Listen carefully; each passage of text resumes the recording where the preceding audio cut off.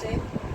અને દિવાળીમાં ઘણીવાર આપણે મીઠાઈઓ બનાવવામાં ઘી વધારે કે ઓછું થઈ જાય કે ચાસણી બરાબર ન થાય તો એમાં આપણે મીઠાઈ બરાબર થતી નથી હોતી.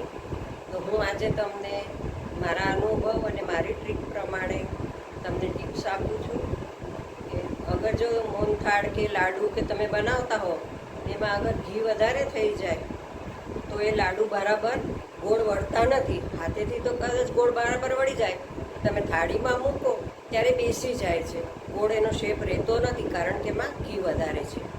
તો એવું લાગે તમને કે આજે ગોળ બરાબર વળતા નથી તો ત્યારે તમારે 1 ચમચી દૂધ, ઠંડુ કે નોર્મલ ટેમ્પરેચરનું કોઈ બી નાખી શકો.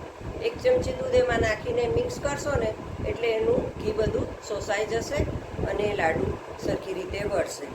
તો આવી બીજી ઘણી બધી ટિપ્સ માટે હું બીજો વિડીયો બનાવીશ, તો મારો વિડીયો જોતા રહેજો. હું અથાણાને મીઠાઈ બનાવીને વેચું છું, તો મારો કોન્ટેક્ટ જરૂરથી કરજો. જય શ્રી કૃષ્ણ.